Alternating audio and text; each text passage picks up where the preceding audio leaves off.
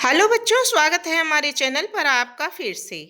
आज हम आपके लेकर आए हैं हिंदी सुमन भाग 2 कक्षा 4 के लिए हिंदी की पाठ्य पुस्तक, जिसमें से हमने बहुत सारे पाठ हल कर लिए हैं और अपने चैनल पर डाल दिए हैं।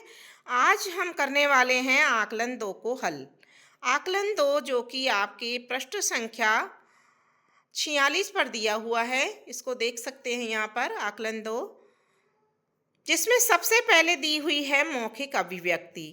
चित्र को देखकर इसका अपने शब्दों में वर्णन कीजिए। तो बच्चों, इस चित्र को आपको देखना है। आपको इसमें क्या लगता है कि क्या हो रहा है और हमको इसमें लिखना है, इसका वर्णन करना है। तो हमने यहाँ लिखा है, यह चित्र एक उत्सव या लोक नृत्य का दृश्य प्रस्तुत करता है, जहाँ लोग पारंपरिक वेशभूषा में नृत्य कर रहे हैं और आनंद ले रहे हैं। चित्र में कुछ पुरुष और महिला साथ में कुछ बच्चे एक घेरे में हाथ पकड़कर नृत्य कर रहे हैं। उनके साथ कुछ जानवर भी नृत्य में शामिल दिख रहे हैं, जैसे कि एक घोड़ा और एक हाथी, जो उन्हें और भी जीवंत बना रहा है। यह दृश्य किसी ग्रामीण या पारंपरिक मेले या त्योहार का लग रहा है, जहां लोग मिलकर खुशियां मना रहे हैं। रंग बिरंगे परिधान और जानवरों की उपस्थिति इस चित्र को और भी आकर्षक और मनमोहक बनाती है। ठीक है बच्चों, आपके अनुसार भी आप इस उत्तर को बदलकर लिख सकते हैं, आपको जैसा लगता है उस हिसाब से। दूसरा प्रश्न है पढ़कर समझना। नीचे एक विज्ञापन दिया हुआ है, इसे पढ़ो और बताओ।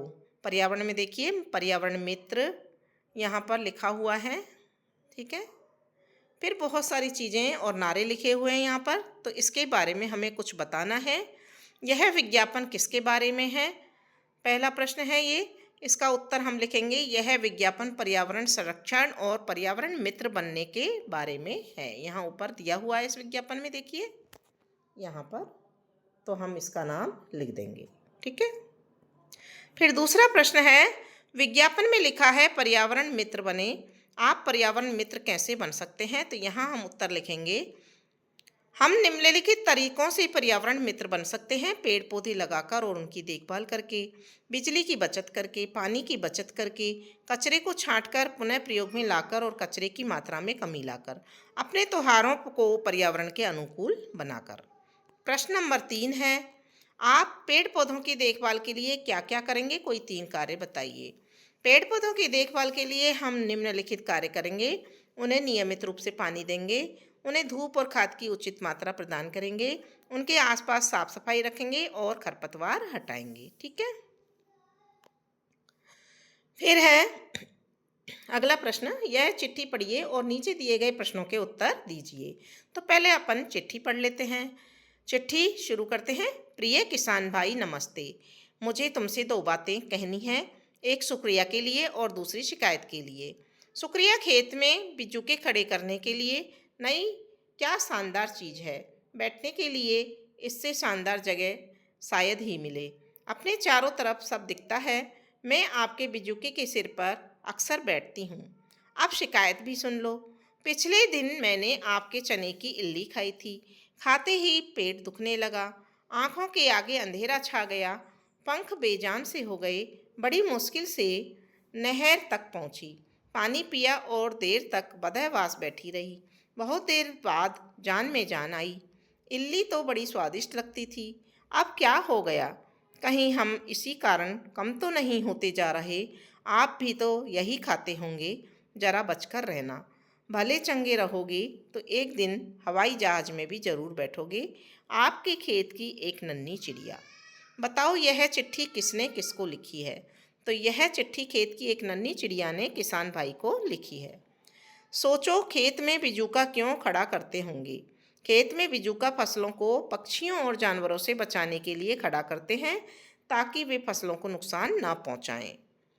चने की इल्ली खाने से चिड़िया के पेट में दर्द होने लगा, ऐसा क्यों हुआ होगा? चने की इल्ली खाने से चिड़िया के पेट में दर्द होने का कारण इल्ली का जहरीला होना हो सकता है, या उसमें किसी प्रकार का रसायन या कीटनाशक मिला हो सकता है जो चिड़िया के लिए हानिकारक था। सोचो और लिखो। मेरा गांव कविता का सार अपने शब्दों में लिखो। तो यहाँ पर लिखेंगे हम, मेरा गांव कविता का सार अपने शब्दों में लिखो। यहाँ मैंने लिखा है, मेरा गांव कविता का सार यह है कि कवि अपने गांव को बहुत प्यार करता है। उसे अपने गांव की सादगी, हरियाली, खेत खलियान और वहाँ के लोगों का आपसी प्रेम बहुत पसंद है। कवि गांव की शांत और प्राकृतिक वातावरण को शहरी जीवन की भागदौड़ से बेहतर मानता है।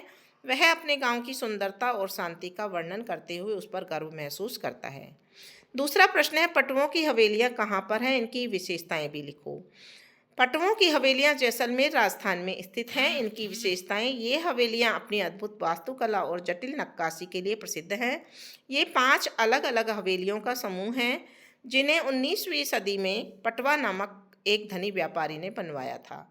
इनमें पीले बलुआ पत्थर का उपयोग किया गया है जो जैसलमेर की पहचान है। हवेलियों में सुंदर झरोके, बालकनी और भित्ति चित्र देखने को मिलते हैं। प्रश्न नंबर 3 है, बोलने वाली मांद कहानी से क्या शिक्षा मिलती है। बोलने वाली मांद कहानी से यह शिक्षा मिलती है कि बुद्धि और विवेक का प्रयोग करके किसी भी समस्या या खतरे से बचा जा सकता है। यह कहानी यह भी सिखाती है कि हमें किसी भी स्थिति में जल्दबाजी में निर्णय नहीं लेना चाहिए और हमेशा सावधानी बरतनी चाहिए। प्रश्न नंबर 4 है, मनीष की रणथंभौर यात्रा को अपने शब्दों में लिखो। मनीष की रणथंभौर यात्रा एक रोमांचक अनुभव था। उसने रणथंभौर राष्ट्रीय उद्यान में बाघों और अन्य वन्य जीवों को देखा। उसने सफारी का आनंद लिया और प्रकृति के करीब रहने का मौका मिला। यह यात्रा उसके लिए यादगार रही। उसने वन्य जीवों के संरक्षण के महत्व को समझा। 5वां प्रश्न है, बोलने वाली मांद कहानी में कौन सा पात्र आपको पसंद आया और क्यों। बोलने वाली मांद कहानी में सियार का पात्र सबसे अधिक पसंद आया और क्यों। सियार ने अपनी बुद्धि और चतुराई से शेर के जाल से अपनी जान बचाई। उसने अपनी सूझबूझ से शेर की चाल को पहचान लिया और तुरंत सही निर्णय लिया। उसकी समझदारी और सतर्कता हमें सिखाती है कि मुश्किल परिस्थितियों में भी धैर्य और विवेक से काम लेना चाहिए। तो इस तरह से आकलन 2 आपका कंप्लीट हो जाता है। स्टूडेंट्स, आपने यहाँ तक के पाठ और आकलन को समझ लिया है तो आप इस वीडियो को लाइक करें और हमारा जो चैनल है सम मच एंड मोर, इसको सब्सक्राइब करना ना भूलें ताकि आपको नए नए वीडियो समय समय पर मिलते रहें। और साथ ही वीडियो लाइक करने के बाद में कमेंट बॉक्स में कमेंट ज़रूर लिखें कि आपने कहाँ तक इन प्रश्नों को हल कर लिया है, आपने आकलन सेकंड किया है या नहीं। तो मिलते हैं अगले वीडियो में। धन्यवाद।